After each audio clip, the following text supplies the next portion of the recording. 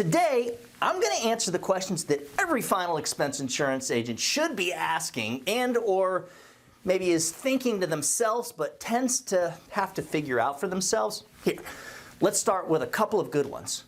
Question one, I'm a new agent and I want to start working under the right agency, so what should I look for? Question two, why am I struggling and getting nowhere? Meanwhile, I've already moved from one agency to the next, maybe even multiple times.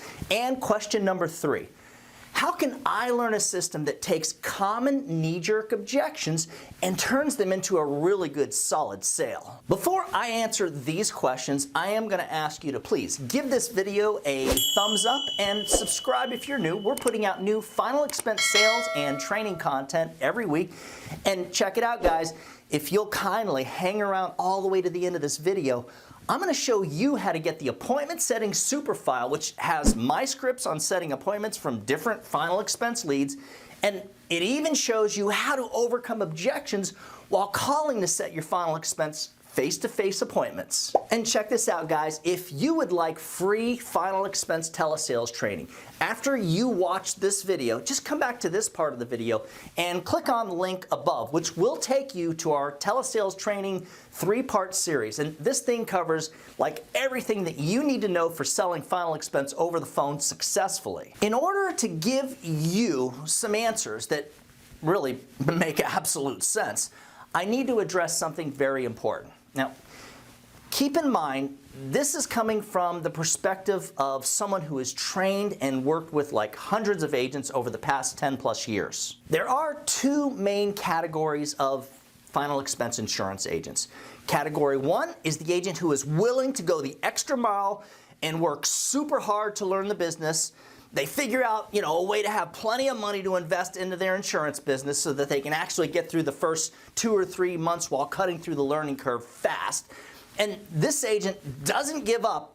They push through and figure out a way to make it work. Then you've got agent category number two, who either doesn't have a really strong work ethic, therefore they never really had a chance at any type of success in the first place, or maybe they just don't have much money that they are willing to come up with or invest into their business. Therefore, who are they gonna sell the insurance to?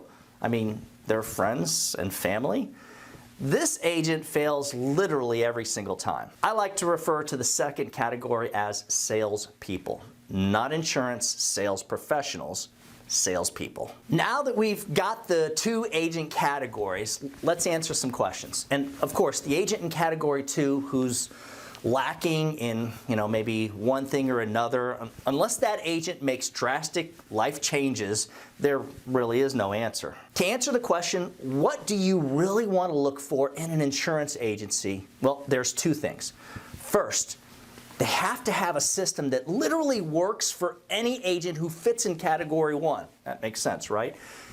Most agencies don't have this. And second, they have to have, how do I say this, fair commissions? I mean, to me, without first-year commissions of at least 100% for the main products, that you're selling, you won't really have a fair chance for any success in our industry, no matter how talented or how amazing you are. Unfortunately, most insurance agencies live by the 1090 rule. And what that basically means is that like 10% of their agents make 90% of the sales. With a good system like the one that we have, where most of the agents are actually making thousands of dollars per week, the 1090 rule does not apply. So the trick is to actually find an agency that has more successful agents than they have struggling agents. Good luck there. And since a lot of recruiters will tell you pretty much anything or whatever they think you need to hear to get you in the door, that's the hard part.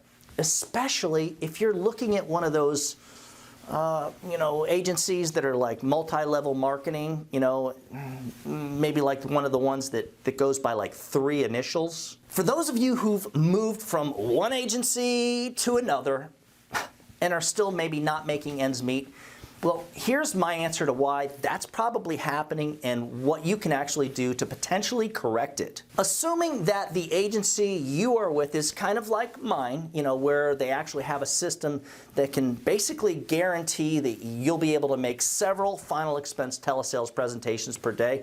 I mean, we're talking like at least 30 to maybe 40 presentations each week.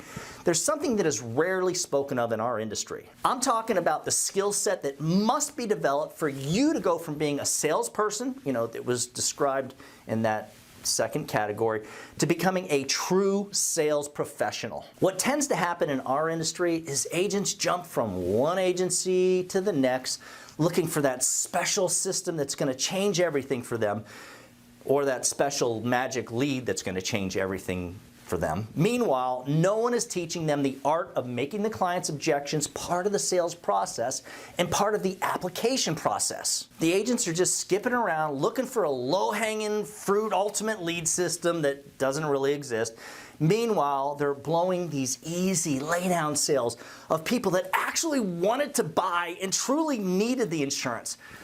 The worst part is that these agents don't even realize that these are good sales just waiting to happen. Simply because the agent doesn't know what to do when a client tells them that they have to think about it, or that they have to speak with their daughter first, which is what they all say, guys. You see, this is where the sales professional comes in, walks the client through exactly what's going to happen if they keep procrastinating, which is what most of them do for years, literally. The agent builds up the benefits and value of the insurance and helps to direct the client into setting up an application to protect their loved ones. Here's the real question that you should probably be asking, and you need to ask this, or honestly, you're just not going to get anywhere in our industry.